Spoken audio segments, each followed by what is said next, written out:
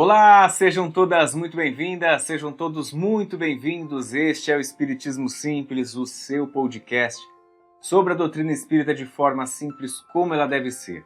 Estamos em nosso episódio de número 175 e hoje nós vamos falar sobre leis morais do Espiritismo. Então, vamos estudar?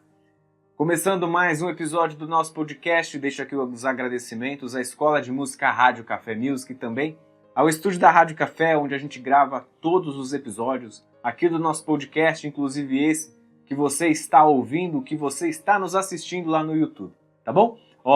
Vai lá acompanhar, seguir as redes sociais deles, @Rádio Café Music, tudo junto lá no Instagram, ou, se você também quiser acompanhar e seguir o nosso Instagram, lá também busque por @Espiritismo Simples, tá bom? Estamos no YouTube, como a gente falou, se você quiser ver, então fica como videocast, só você colocar na busca por podcast Espiritismo Simples, você vai encontrar a gente facilmente. Estamos no Spotify, no Deezer, Google Music, Google Podcasts, na verdade, Amazon Music, tá bom? Você colocar ali na busca pelo seu reprodutor de mídia preferido, você vai encontrar a gente sempre pesquisando por podcast Espiritismo Simples. Beleza? Recados dados, vamos então começar aqui com o nosso episódio de hoje. A gente vai falar sobre leis morais do Espiritismo e por que, primeiro, antes de tudo, da gente começar, por que é importante estudar isso? Por que falar de leis morais? Acho que é assim, eu percebo muito que eu converso, já contei algumas vezes que eu acabo celebrando casamentos e eu converso muito com os casais e eles acabam falando para mim ou com as pessoas que se aproximam, e falam, quando eu pergunto, e você tem alguma religião? Você busca algo nesse sentido? Você tem alguma filosofia de vida? E a pessoa fala assim, eu não sei se dá para eu falar que eu sou espírita, mas eu acredito muito nisso. Eu acho que faz muito sentido para mim. E eu percebo cada vez mais, que as pessoas que buscam o espiritismo, elas têm medo, elas têm uma preocupação de falarem, de se autodeclararem espíritas. Talvez seja porque a gente sempre viveu muito acostumado, que a gente tem uma formação cultural de que são necessários todos os sacramentos para que depois do batismo, por exemplo, quando você, talvez na igreja protestante, você aceita Jesus no batismo e aí você pode falar que você é um cristão, talvez na igreja católica que você é apresentado a Deus e aí você e a Assembleia como também um filho de Deus, e aí as pessoas também ficam talvez pensando no seu inconsciente de que o que é necessário para ser espírita? O que é necessário para ser espírita é, mais do que tudo, antes de você também compreender, estudar, é você ter um direcional moral, é você saber do que você precisa realizar enquanto uma pessoa que quer o bem do seu próximo, quer o bem para você mesmo. E as leis morais, elas vão direcionar muito bem sobre isso. 10 leis morais que acabam direcionando o que o espírita precisa seguir, o que é necessário. E a gente vai perceber que não é em tom nenhum de imposição, mas são leis morais, são leis que primeiro regem o universo, que fazem todo sentido. São leis que fazem sentido e também vão direcionar a nossa ética, a nossa moral, de como que a gente precisa seguir e avançar, tá? Então, acho que é mais do que tudo um episódio para a gente saber, entender por que seguimos aquilo que a gente segue, por que estudamos aquilo que a gente estuda, por que partilhamos da doutrina que a gente está sempre aí estudando, tá bom? É para que as coisas façam sentido e de uma forma simples, como é o propósito desse podcast desde 2020, tá bom? Vamos lá. No Espiritismo, as leis morais, elas então podem ser classificadas como princípios fundamentais que acabam direcionando esse comportamento ético, como a gente falou, e desenvolvimento espiritual dos seres humanos. Tem muito do que a gente vai falar aqui, e é basicamente de lá essa parte que acaba sendo extraída em O Livro dos Espíritos, que a gente já trouxe muitas vezes. Se você nunca leu, importante buscar, é um livro de perguntas e respostas, tá? Em que acaba direcionando, um livro básico, fundamental para a leitura, para entender por que o Espiritismo acredita em determinados pontos e não em outros, tá bom? Então, um livro em que Kardec, no processo que ele fazia ali, a comunicação com os espíritos, ele acabava perguntando, ele era o intermediário, ele dialogava, e aí com isso ele foi codificando a doutrina espírita, né? Ele foi interpretando as respostas e criando ali um direcional para a gente, tá bom? Então vamos lá, as leis morais segundo o Espiritismo, a primeira, né? Lei de justiça, amor e caridade, né? É uma lei que já logo tem 3 palavras fortíssimas do que direcionam a doutrina espírita. Justiça, gente, a gente está falando ali de imparcialidade e ao equilíbrio nas ações e julgamentos, que a gente acaba respeitando os direitos e os deveres de todos. Então o aspecto da justiça no Espiritismo, ela baseia-se na compreensão de causa e efeito das ações que o homem mesmo faz e essa aplicação na vida. Mas a gente vai trazer a definição e aspectos práticos. Como que a gente consegue interpretar isso melhor? Então, justiça, para o Espiritismo, ela não se limita ali a um julgamento severo. A gente não está falando necessariamente de você, no imaginário que a gente tem de colocar e falar, apontar, né, julgar a pessoa, tá? Está ali falando muito mais de um contexto das nossas ações e buscar esse equilíbrio que favoreça a evolução. Então o conceito de justiça no Espiritismo ele é mais amplo e inclui a compreensão dessa lei de causa e efeito, tá bom? Segundo item, dentro da própria lei, amor. O amor ele é considerado essa força primordial e motor da evolução espiritual. Olha que sensacional. Já falamos em outros episódios, né? Tudo está ligado ao amor. Tudo aquilo que é relacionado ao divino, tudo aquilo que é relacionado ao espiritual, tem como base central o amor. E ele nos traz aqui que o amor é essa força primordial e motor da evolução espiritual. Sem amor eu nada seria, né? A gente já ouviu alguma vez falar sobre isso. Ele se manifesta na bondade, na compaixão e empatia em relação aos outros. O amor verdadeiro é desinteressado e busca o bem-estar do próximo. Em aspecto prático, gente, ele não é apenas ali um sentimento, né? O amor não é só um sentimento, mas ele é uma prática diária que se manifesta. Onde que a gente consegue perceber e manifestar o amor? Na bondade, no altruísmo, no desejo genuíno de ajudar os outros, tá bom? Caridade, e aí a gente consegue compreender que no Espiritismo caridade é amor. Mas como? É o amor em ação, é o amor em movimento.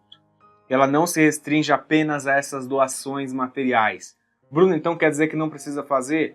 Não estamos dizendo isso. É importante sim, porque está ali falando de 2 pontos, né? Da gente fazer um ato caridoso do amor na prática e também um desprendimento da matéria.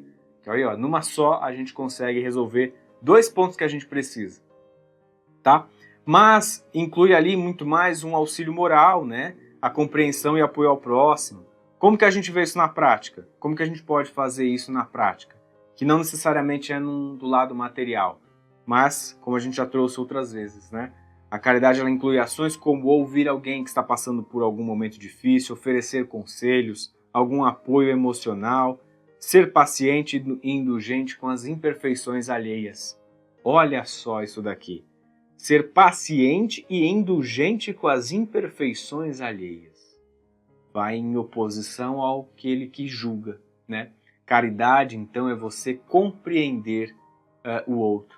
Eu acho tão bonito quando a gente está assim, às vezes, numa roda entre amigos, quando a gente está numa roda, num grupo, assim, você vê alguma pessoa que tem um conhecimento maior, uma pessoa que não quer ali gerar nenhum desconforto entre outras, e aí vem alguém e comenta algo assim que você fala, nossa, essa pessoa fez um comentário desrespeitoso, essa pessoa fez um comentário maldoso sobre algo, sobre alguém, e aí tem assim, às vezes, sempre algum moderador que tem uma grande sabedoria, que poderia, né, vamos trazer o português claro, podia esculachar, devolver uma resposta, né, que detonaria com essa pessoa que trouxe esse, às vezes, comentário preconceituoso ou algo do tipo. E a pessoa não faz isso. Ela escuta, ela não julga, ela é paciente e ela é indulgente com a imperfeição alheia. É muito bonito ver isso. É muito bonito. E isso daí é também caridade, tá bom? Então, quando alguém vem ao seu lado e começa a falar um monte de asneira que você sabe que você fala, meu Deus, atacando os outros, atacando qualquer pessoa, qualquer história que você conheça, e você tem um conhecimento para detonar com ela e não o faz, isso é também caridade. Faça isso, pratique isso. Então, continuidade, né? Outra lei, a lei de reprodução, né? Essa lei está falando da perpetuação da espécie, né? Então, para o Espiritismo, a reprodução ela é vista como necessária para o progresso dos espíritos. Porque se a gente tem a reencarnação, a gente necessita que essa reprodução continue. A gente precisa que a vida siga, tá? Pois permite a encarnação em diferentes contextos de vida, favorecendo o aprendizado, a evolução espiritual, e é considerada como ferramenta natural para a renovação dos espíritos na Terra e um meio de reencarnação. Bruno, quer dizer que se eu não quero ter filhos, eu estou falhando miseravelmente nesse ponto? Não, não necessariamente. A gente percebe que é uma tendência das sociedades, né? Elas acabam reduzindo a quantidade de filhos, as pessoas estão envelhecendo estão, né, tendo uma vida ainda mais longa, mais saudável, por mais tempo. Mas ainda assim é importante essa questão da continuidade da vida, né?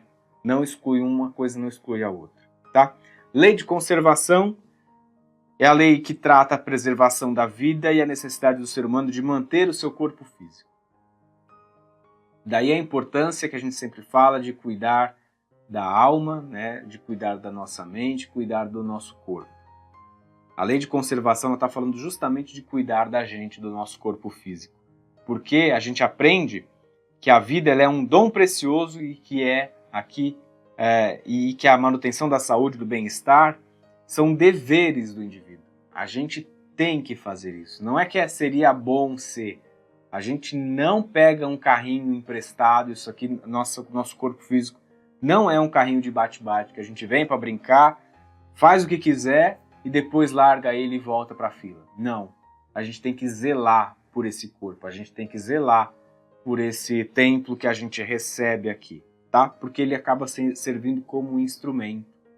Instrumento do quê, Bruno? Da nossa evolução moral, da nossa evolução espiritual, da nossa evolução intelectual. Eu preciso dele. Eu preciso desse instrumento para estar aqui na matéria, porque é aqui que eu aprendo. Cuide do seu corpo hoje, tá? Lei de destruição, a lei que trata ali como parte do ciclo natural da vida, onde o que é material é transitório. Então a destruição, no entanto, não é vista como algo negativo, mas como um processo de transformação que permite a renovação e o progresso. Ou seja, as coisas têm fim. No meio da matéria, as coisas precisam ser renovadas. E aí a lei de destruição ela tem que cumprir esse papel. A gente está falando de leis, gente, leis morais, que elas geram um equilíbrio da vida. Elas geram um equilíbrio da nossa existência aqui, né? Então é necessário, se a gente precisa da reprodução da vida para continuidade, a gente precisa de algo também que cesse para que a gente tenha oportunidade de retornar à pátria espiritual, pegar aprendizados, rever o que fizemos de errado e voltarmos aqui. Quando a gente volta, lei de reprodução. Quando a gente precisa retornar à pátria espiritual, lei de destruição. Uma coisa está conectada na outra. E assim segue a vida. Lei de progresso, gente. Lei contínua de evolução e aperfeiçoamento do espírito. Essa daqui, para mim, acho que é a mais importante. Eu estou dizendo Bruno, lei de progresso. Isso acaba definindo muito do que a doutrina espírita fala, traz, acredita, né? Junto com o amor, o progresso, o trabalho, que a gente vai chegar mais adiante. Mas o progresso é isso. A gente precisa falar de evolução espiritual, a gente precisa de movimento, e o próximo episódio que a gente vai ouvir aí, semana que vem, a gente está falando sobre não ficar nessa inércia, porque nós não regredimos, mas a gente pode ficar parado.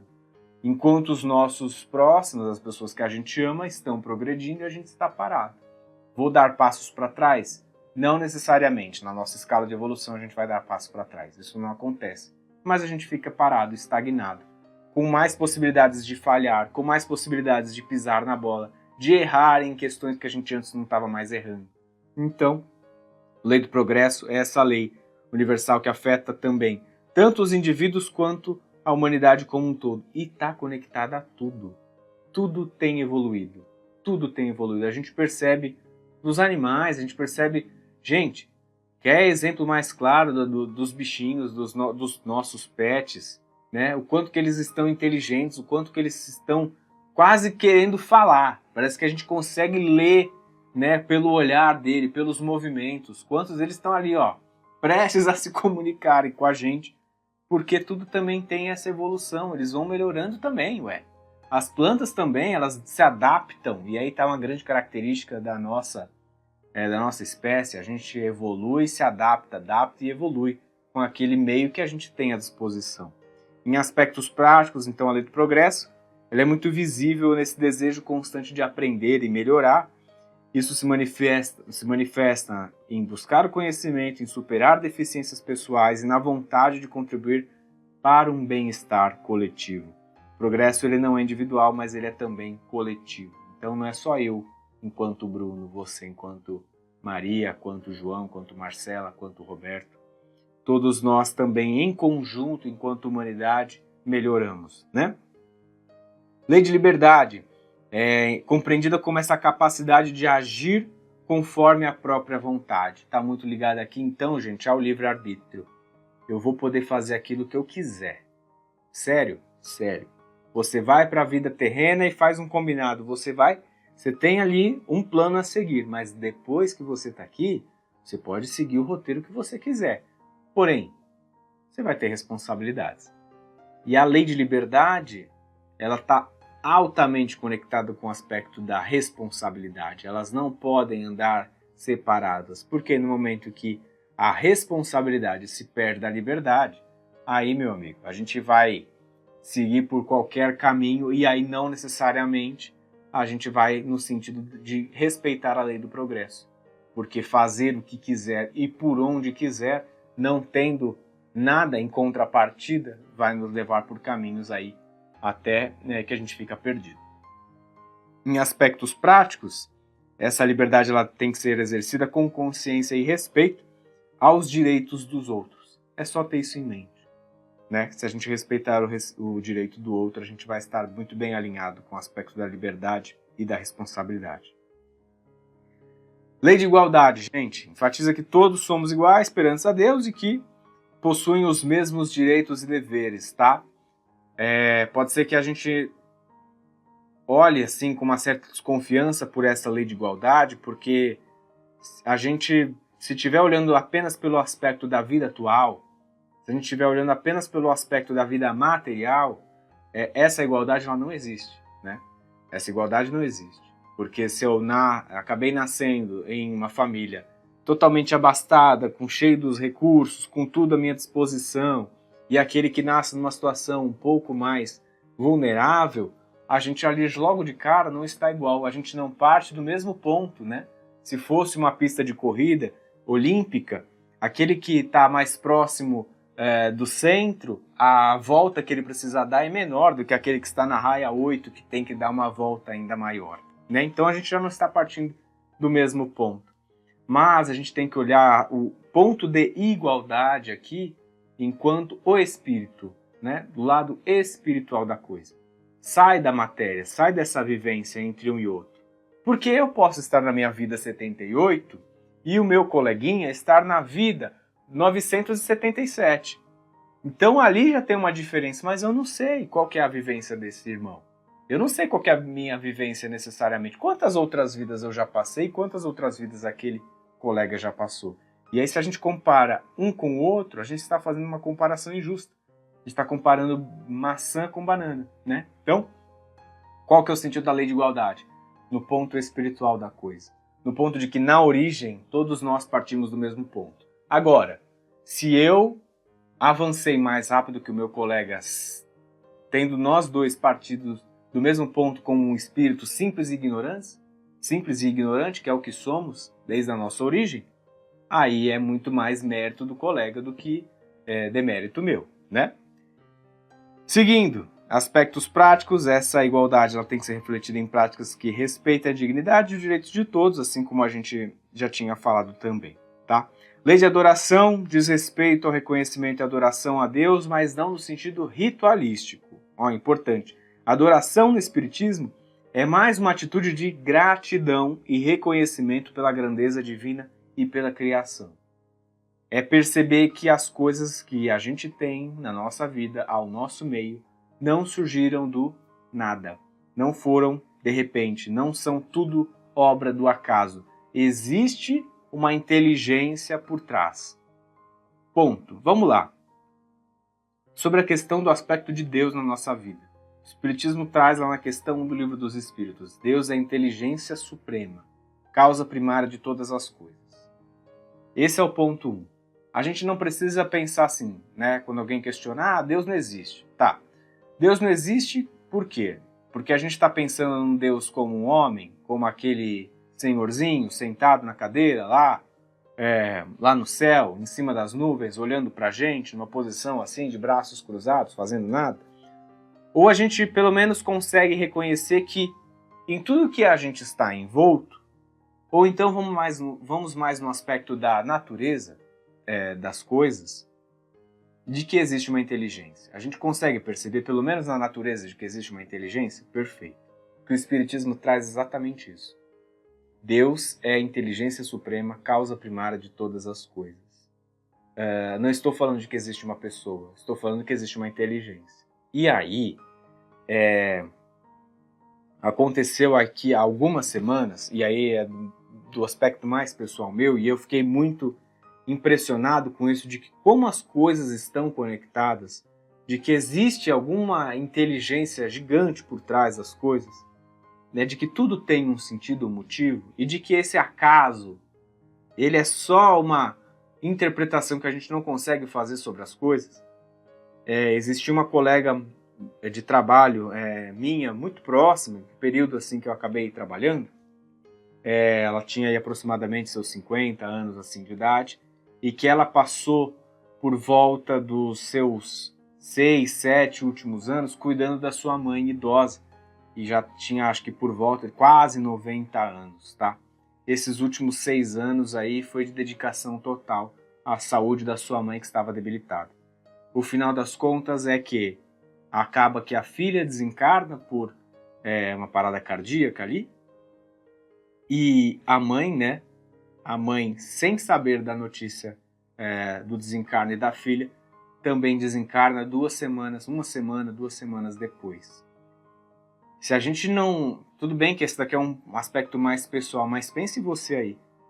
Isso não te arrepia? Isso não é uma história que você fala, gente, parece que estava aguardando, parece que estava esperando. Essa mãe, a senhora idosa, não soube que a filha desencarnou. Não soube, ninguém deu a notícia. Porque se alguém tivesse dado, a gente poderia até levar a justificativa de falar, ficou muito abalada, sofreu muito e por tristeza desencarnou. Não, ela não soube. Ela não ficou sabendo. E no momento, depois de ter cuidado dessa mãe por 6, 7 anos, sei lá quanto tempo que foi, no momento que a filha desencarna, 2 semanas depois a mãe vai junto. Não é para perceber que era muito da missão dessa pessoa cuidar da sua mãe? Não dá para perceber também que, bem, a missão de ambas foi completa, elas podem agora seguir? É muito essa inteligência, é isso que a gente está falando de inteligência quando a gente fala sobre Deus. Quando a gente está falando aqui de adoração. É perceber uma atitude de gratidão e reconhecimento pela grandeza divina e pela criação. Existe algo maior, sim, em tudo que a gente está vivendo, em tudo que a gente tem ao nosso redor. Lei de sociedade refere-se à necessidade de convivência e interação entre os seres humanos. Bruno, mas eu quero viver sozinho. Tá bom, tudo bem. Viver sozinho é uma coisa. Agora, viver sem nenhuma interação é outra. Não viver em sociedade é outra história, né? Quero viver isolado no mundo, fugir totalmente, a gente não vai ter o mesmo progresso. Voltando a falar de progresso. A gente não vai ter o mesmo avanço do que aqueles que interagem entre si, porque a gente aprende muito com o outro. Quantas vezes em sua vida você deixou de tomar uma atitude porque escutou uma história de alguém que fez algo assim? Ou você tomou uma atitude porque o outro teve um sucesso em outra atitude? Não estou falando de dinheiro, não estou falando de trabalho, não estou falando até de aspectos morais. Quantas vezes você fez algo se espelhando no outro? A gente precisa de referências o tempo todo. Nada se cria, tudo se copia. Então vamos usar essa frase para esse sentido, né? A gente pode sim copiar o outro. se isso vai ajudar a nossa evolução, tá? Lei de trabalho, gente. Aí aqui a gente está falando de um trabalho mais amplo, né? A gente está falando sobre movimento, a gente está falando sobre a não inércia, né? Então, trabalho essa é uma forma de progresso porque ele é uma realização pessoal e espiritual. É visto como um meio de desenvolver habilidades, né? Porque o trabalho nos força a isso. A gente se move, a gente é desafiado todo o tempo. Ele vai desenvolver habilidades, ele vai contribuir para a sociedade e proporcionar o sustento. Aí aqui, material e moral necessário para o nosso bem-estar. Não é errado, gente, a gente ter o nosso trabalho, a gente dar duro no trabalho, a gente se dedicar a isso. É só tomar o cuidado de que nossa vida não é só trabalho. O trabalho é parte da nossa vida. O trabalho ele assume uma importância muito grande, ele toma um tempo muito grande da nossa vida. Que passa muitas vezes das 8 horas da carteira assinada, que ele passa das 8 horas que deveria talvez ser ideal de quando a gente é autônomo, ele se perdura, ele está ali, a gente está almoçando e está respondendo e-mail, está no celular, está atendendo o cliente, está fazendo tudo. Ele é parte da nossa vida, a gente tem que só tomar esse cuidado de não tomar ele como a nossa vida toda. Ele vai nos ajudar, ele vai nos trazer habilidades, mas ele também é uma faca de dois gumes que a gente pode também se ferir se ele tomar uma proporção muito grande. Poxa, sua vida está equilibrada num ponto de você também cuidar da sua família, você cuidar da sua evolução espiritual e moral, e o que você tem feito de diferente para ajudar pessoas, a sua comunidade, o que você tem feito para melhorar as pessoas ao seu redor. De novo, gente, ajudar e praticar essa caridade não é só ficar ali entregando esmola, fazendo um pix para alguém, é muito bacana. Mas ali no contato seu, né, dessa interação que a gente acabou de falar sobre lei de sociedade, como você ajuda a sociedade ao seu redor, com as pessoas que estão ao seu lado, é isso que a gente também tem que olhar um pouco. Percebe como tudo isso acaba se relacionando em algum momento? Como eu fui falar de trabalho e eu trouxe sociedade, eu acabei às vezes falando ali, quando a gente foi falar de liberdade, eu trouxe responsabilidade, isso acaba afetando no ponto de igualdade, que está falando dos direitos de um e de outro. Todas essas coisas estão, progresso com trabalho.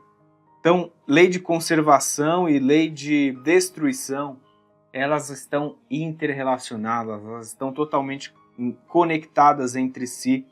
E isso, gente, faz a gente, na prática, vamos pensar, quando estamos no nosso dia a dia, primeiro, entender por que fazemos o que fazemos, né? Vamos lá ali trazer Cortella.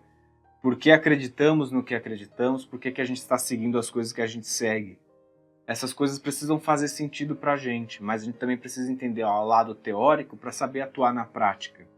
A gente precisa olhar para essas coisas e enquanto eu fui trazendo cada uma dessas leis, você conseguir olhar na sua vida, na sua trajetória, que obviamente não dá para eu saber e indicar exatamente, mas o que faz sentido, o que eu coloquei aqui que você consegue trazer e interpretar para a sua vida. Quando eu falei de lei de trabalho, quando eu falei sobre lei de progresso, como que você traz para a sua realidade, como que você traz para o seu convívio com as pessoas que você tem próximas de você. É olhar para tudo isso e tentar aplicar na sua vida, tá? Porque isso tudo está conectado, isso tudo é base do que a gente precisa para entender a doutrina e é nosso papel aqui tentar simplificar um pouco mais. Então, espero que a mensagem tenha sido chega. Esse episódio foi um pouquinho, claro, mais técnico, de entrar ponto a ponto e tentar simplificar, mas acho que é de fundamental importância para a gente entender por que acreditamos no que acreditamos, por que fazemos também o que fazemos, não é verdade? Se você gostou desse episódio, se você conhece alguém que iria gostar de ouvir, então compartilhe com essa pessoa. Os trabalhos técnicos, mais uma vez, foram feitos por ele, Fernando Teixeira. Eu sou Bruno Sereno, esse é o Espiritismo Simples. Um grande beijo no seu coração e fique com Jesus.